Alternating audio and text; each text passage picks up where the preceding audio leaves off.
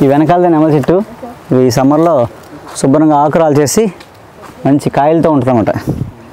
ఇవన్నీ నెమలి చెట్టు అనేది పిలుస్తారు తెలుసా? ఇప్పుడు అర్థమైందా? ఇది చూసారా, ఇది కాయ, ఇది నెమలి పింఛన్లా ఉంటుంది, నెమలి కన్నులా ఉంటుంది అనమాట. అదిగో నెమలి కన్ను ఉంటుందా, నెమలి ఏకలో, ఆ నెమలి పింఛన్లో అలా ఉందా లేదా? అది ఆ మధ్యలో గింజ ఉంటుంది అన్నమాట, మధ్యలో పప్పు ఉంటుంది. అది గుమ్మడికాయ పప్పులాగా, బాదం పప్పులాగా బాగుంటుంది, టేస్టీగా ఉంటుంది. అందుకు దీన్ని నెమలి చెట్టు అని పిలుస్తారు. అయితే ఈ పప్పు తిన్నాం అనుకోండి, ఇది కొంచెం ఏరుకోవడం కష్టం. ఇలా ఎండిపోతాయి. ఎండిపోయిన తర్వాత ఒలుచుకుంటే పప్పు వస్తుంది. దోసపప్పులాగా, గుమ్మడి గింజల లోపల ఉన్న పప్పులాగా వస్తుంది అన్నమాట. బాగుంటుంది, టేస్ట్ బాగుంటుంది. ఈ పప్పు తిన్నా అనుకోండి రోజు కొంచెం మోకాలు నొప్పులు పోతాయి. పేగులో ఒక మ్యూకస్ మళ్ళీ ఏర్పడుతుంది. అల్సర్స్, ప్యాచెస్ పడిన మనం అమీబియాసిస్, అలాగే ఐబిఎస్, ఇరిటబుల్ బౌల్ సిండ్రోమ్ అని పిలుస్తాం. అయితే ఇంకా క్రానిక్ అంటే క్రోన్ డిసీజ్ అంటాం.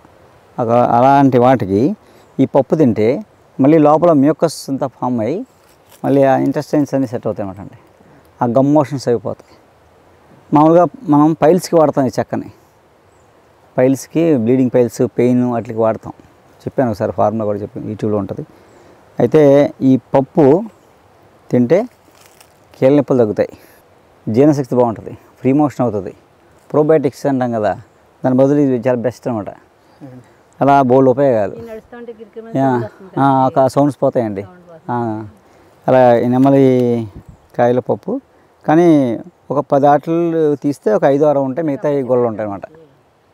నాకు బోల్ దొరుకుతాయి. ఇంకా చూసారు చెట్టు ఎంత కాసిందో, ఇదంతా తీస్తే ఒక 10 కేజీలు పప్పు తీయచ్చు మొత్తం అంతా కలెక్ట్ చేస్తే. ఎండిపోయాక తీసేయడం. ఇలా నొక్కితే పెక్కు ఉంటుంది, పెక్కు ఉంటే ఇలా ఒలుస్తాం. ఏం లేదు, ఇలా చింపితే మధ్యలో ఉంటుంది అన్నమాట. ఇప్పుడే ఏర్పడుతుంది, లేదు ఇంకా పప్పు తయారవుతుంది. అది మేకి వస్తుంది, పప్పు బాగా వస్తుంది, కాయలు ఎండిపోతాయి అన్నమాట. కోసుకోవచ్చు. మరి చెట్టు వేసాం మనం, ఈ ప్రాంతంలో తీసుకొచ్చి ఒక చెట్టు వేసాం. అక్కడ వేసిన తర్వాత చెట్టు అవుద్ది, పూలు పూస్తుంది. పూలు పూసిన తర్వాత అది కాయలు అయితే గింజలు అయ్యి మళ్ళీ మొక్కలు వస్తాయి, అంతేనా? ఆ పూలు కాయలు ఎలా అవుతాయి? పుప్పొడి సంపర్కం జరగాలి. అది ఎలా జరుగుతుంది?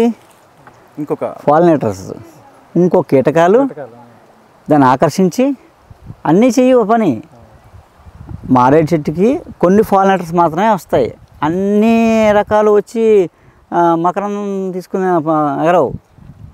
ఆ సీజన్లో ఆ ఫ్లవరింగ్కి అక్కడ కొన్ని కీటకాలు ఉంటాయి, ఆ టైంలో ఉండే జీవరాశులు, అవి వచ్చి వాటి మీద ఎగురుతాయి. అవి పాలినేటర్స్ అంటారు వాటిని. అలాగా రుద్రాక్ష మొక్క ఉందనుకోండి, నేపాల్లో బాగున్నాయి, భూటాన్, అక్కడ ఎందుకు కాదు, ఇక్కడ ఎందుకు కాదు? దానికి సంబంధించిన పాలినేటర్స్ అక్కడే ఉన్నాయి, అక్కడే అవుతాయి అన్నమాట. అదేందా? ఇక్కడ చెట్టు అవుద్ది, మహావృక్షం అవుద్ది, కాయలు కాయదు. పూలు పూసినా కాయలు కాయదు. ఎందుకు కాయదు? వాటికి సంబంధించిన పాలినేటర్స్ ఇక్కడ లేవు. అది ప్రకృతి రహస్యం. అది ఏదో మనం ల్యాబ్లో చేసేద్దామంటే మనం ల్యాబ్లోనే పడుకుని చచ్చిపోతాం. చెప్తాం కదా, ప్రకృతిని ఎప్పుడైతే మర్చిపోయామో మన ఫుడ్ హ్యాబిట్స్ మారిపోయాయి. ప్రకృతిని మర్చిపోవడం అంటే టమోటాలు ఎప్పుడు వస్తాయి? అసలు టమోటాలు ఎప్పుడు వస్తాయి? శీతాకాలంలో, వర్షాకాలం అయిపోయాక శీతాకాలం నుంచి వేసవకాలం మధ్యలో టమోటాలు వస్తాయి. అప్పుడు స్టార్ట్ అవుతాయి టమోటాలు. వేసవకాలం వచ్చి టమోటాలు అయిపోతాయి. అది దేశవాళీ టమోటా. ఇప్పుడు సంవత్సరంతో దొరుకుద్ది. మనం అలా తయారు చేసుకున్నాం అంటే సంవత్సరంతో టమోటా తినాలని. అది కాదు కదా, ప్రకృతి మర్చిపోయి మనం వికృతంగా చేస్తున్నాం. నేను ఆవులు పెంచాలి మంచిదంటే ఏం చేస్తున్నాం? ఆవులని ఇంత ఆవులు అయితే ఇంట్లో మంచిది, కుక్క పిల్లలు పెంచుకోవచ్చు అని వాటిని బ్రీడ్ మార్చేసి ఆ ల్యాబుల్లో చేసేసి ఇంత పుట్టావుని చేసుకొచ్చి ఇంట్లో చెప్పుకుంటున్నాం. అంటే వికృతం. మనం ప్రకృతిని వికృతిగా మార్చుకుంటున్నాం మన కోసం. మన బిల్డింగ్లో ఆవు తిరగాలి, ఆవు బిల్డింగ్లో తిరుగుద్దా? అది ఆవు అవుద్దా? ఆవు అడవిలో తిరగాలి, చెట్టులో తిరగాలి, చెట్టు కట్టేయాలి ఆవుని. ఇంట్లో చెట్టే ఉండదు. అంటే అంత వికృతంగా ఆలోచించేస్తాం మనం, ఎక్కడికో వెళ్ళిపోతున్నాం. ఇంట్లో తిప్పక్కర్లే. ఆవులు పెంచే వాళ్ళకి ఆ దానాకి ఏదో ఒక ఇచ్చారనుకోండి, మీ పెంచినట్టే ఆ ప్రభావం మీకు ఎక్కడున్నా తగులుతుంది. మీరు 30 అంతస్తుల పైన ఉన్నా సరే దానికి ఎనర్జీ మీకు వస్తుంది. ఎక్కడో 4 చెట్లు వేసారనుకోండి గుళ్ళోనూ, అయితే వేసే వాళ్ళతో చేయించారనుకోండి, మీరు ప్రకృతిది కాపాడినట్టే. ఇది మొత్తం అంతా డిజైన్ అయిపోయి ఉందండి. మంచి ఇస్తే మంచి వచ్చేస్తుంది, చెడు ఇస్తే చెడు వచ్చేస్తుంది. జీవితం చివరిదాకా చెడు పనులు చేసేసి లాస్ట్ మినిట్లో మంచి చేసారనుకోండి, మంచి వచ్చేస్తుంది. ఈ తర్వాత జన్మలో వేరే విషయం. ఇప్పుడు ఏముండదు అదనమాట. ఇప్పుడు ఏం చేస్తారో మీరు తెలుసుకోండి. నేను హైదరాబాద్ నుంచి వచ్చానండి. ఫస్ట్ నుంచి హైదరాబాదేనండి, కానీ మా హస్బెండ్ జర్మనీలో చేస్తారు. అయితే 5 years అక్కడే ఉన్నాము. 1 year మాత్రం ఇక్కడికి రావడం వచ్చింది. అప్పుడు నాకు కొద్దిగా బీపీ అది కొద్దిగా ఎక్కువైందండి.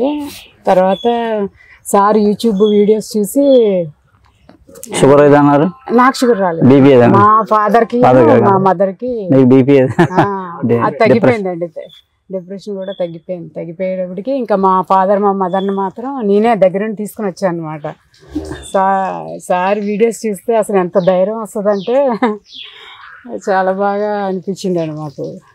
ఈ క్యాంప్ 2 రోజులు క్యాంపు మాత్రం సూపర్ అండి. అసలు ఎక్కడ చూడలేదు మేము ఇలాగా. ఒక డాక్టరు మన దగ్గరెక్కి వచ్చి ఒక గురువుగారి లాగా, ఒక ఎలా చెప్పాలో తెలియదు, ఒక ఫ్రెండ్ లాగా అన్నీ దగ్గరుండి చూపెట్టడం, ఆ మెడిసినల్ ప్లాంట్స్ని చూపెట్టడం, అవన్నీ చాలా బాగా అనిపించింది. అసలు ఎప్పుడు మేము మౌంటైన్స్ ఎక్కడం ఇవన్నీ ఏంటి గూగుల్లో చూడడం ఇవన్నీ కానీ అసలు మాకు తెలియదు ఇలాగా. అలాగా ఎక్కడం ఎక్కేసాం అన్నీ చాలా బాగున్నాయి. ఇంకా వంటలు అయితే ఇంక చెప్పనక్కర్లేదండి. ఇంకా అంటే చాలా మెడిసిన్స్ చూసిన తర్వాత ఇక్కడికి వచ్చామండి మేము. అంటే అలోపతి మా ఫ్యామిలీలోనే చాలామంది డాక్టర్స్ ఉన్నారండి, కానీ సరైన మెడిసిన్ అనేది మనకి అందట్లేదండి. ఈ డాక్టర్ గారు మాత్రం సూపర్ అండి. అసలు నాకు మాటలు రావట్లేదు. అలాగా చాలా బాగా తగ్గుతున్నాయండి, బాగా నమ్మకం వస్తుందన్నమాట. అందుకనే నేను పట్టుబట్టి మేము వెళ్ళిపోయే లోపల మా ఫాదర్కి మా మదర్కి చూపెట్టాలని తీసుకుని వచ్చాను అనమాట. తీసుకుని వచ్చాను. డాక్టర్ గారు బాగా ఏంటి డెఫినెట్గా తగ్గుద్దని అన్నారు. ఇంక మాకు సపోర్ట్ వచ్చింది, మాకు బాగా నమ్మకం వచ్చింది అనమాట, డెఫినెట్గా తగ్గుద్ది అని. కజిన్ అమెరికాలో ఉంటారండి, వాళ్ళ మదర్ కూడా బాగాలేదండి. మా ఫాదర్ కూడా డాక్టరేనండి, కానీ తగ్గలేదండి. అంతా చూపెట్టేశారు కానీ ఎక్కడ తగ్గలేదండి. అప్పుడు మీ క్యాంప్కి వచ్చి మొన్న లాస్ట్ వీక్ తీసుకుని వెళ్ళారనమాట మెడిసిన్. ఇంకా అక్కడ కూడా ఎవరు తగ్గదని చెప్పారండి. నేనే వీడియోస్ పంపించి డాక్టర్ గారి గురించి చెప్పి పంపించాను. థ్యాంక్స్ అండి.